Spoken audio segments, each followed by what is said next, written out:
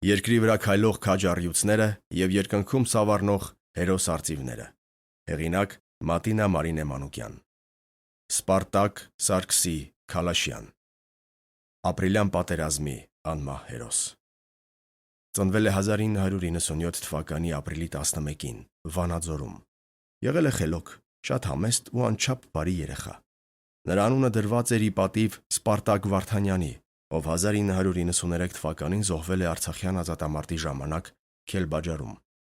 Սպարտակ Վարդանյանը մեր հերոսի հոր Սարգսի մտերիմ ընկերն էր, ով կորցնելով իր զինակից ընկերոջը, տարիներ անց ամուսնանալով նրա քրոջ հետ, իր առաջնեկին անվանակոչել է նրա անունով։ Այսինքն Սպարտակ Վարդանյանը նաև քեռին էր մեր հերոսի։ Մեր հերոս Սպարտակը սկզբում հաճախել է Վանաձորի թիվ 1 դպրոցը,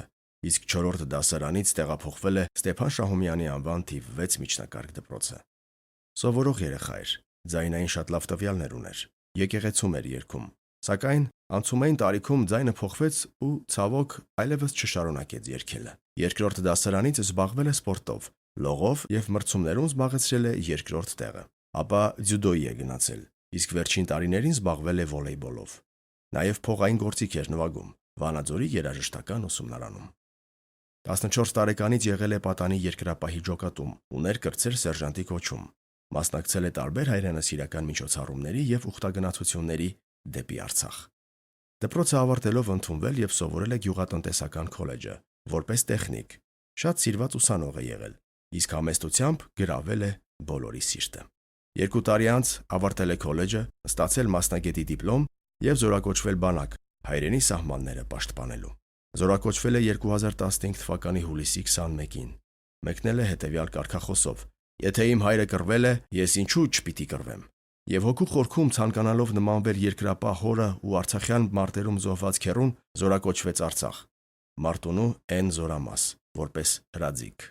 Ծառայում էր մեծ պատասխանատվությամբ, միջոցառումների մասնակցելով եւ աչքի ընկնելով։ Քաղաքացիական կյանքում ամենամեծ փողային գործիքն էր նվագում, սակայն զորամասում ընտրել է դիրքերը։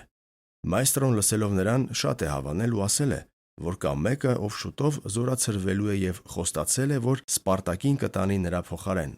բայց Սպարտակը հրաժարվել է։ Զորամասում բոլորի պահապան հրեշտակն էր ու նրան զորամասում բարի արջուկ էին ասում։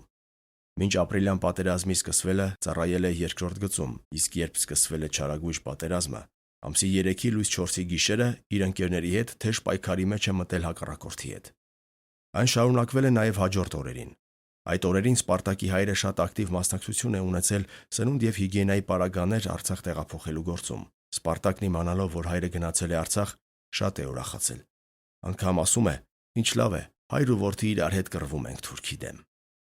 Սակայն առաջին անգամ հայրը չի կարողացել տեսնել որդուն, քանի որ կամավորներից մեկի մոտ առողջական խնդիրներ են առաջացել ու ստիպված էր շտապ տեղափոխել Երևան։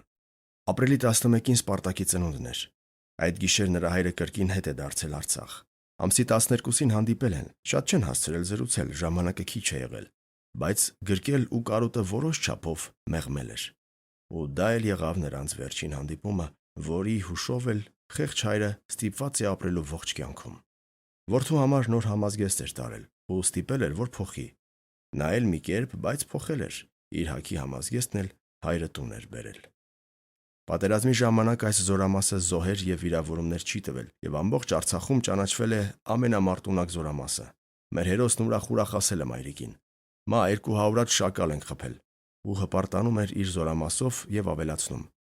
«Տեսար մա, տարածաշրջանի ամենաուժեղ ու հզոր զորամասը մերն է, զոհեր չունենք»։ Լավ է ասված, ված չի հնչում,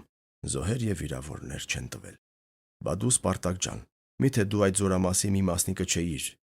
Հա, գիտեմ, խոսքը ապրիլյան պատերազմի օրերի մասին է, բայց կորուստ է, այն էլ զորամասի համար։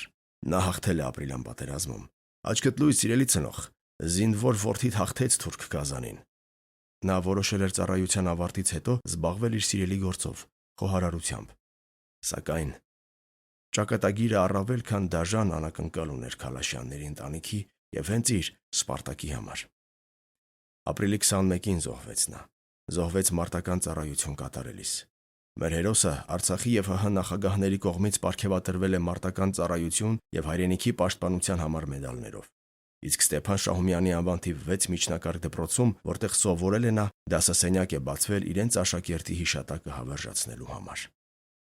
2015 թվականի նոյեմբերին արձակուրդ էր եկել։ Զորամաս վերադառնալուց 2 օր առաջ մայրիկին խնդրել է եկեղեցուց օրհնված խաչ բերել, որ դիրքերում այդ խաչը պահապան լինի իրեն։ Ցավոք ոչինչ չօգնեց մեր քաջին։ Ասում են խաչը, այն էլ օրհնված խաչը, զորություն ունի։ Բայց դե եկ ու Սպարտակի ծնողներին ապացուցիր այդ, ասում են։ Հերոս ջան, մենք քեզ երբեք բացակա չենք դնի։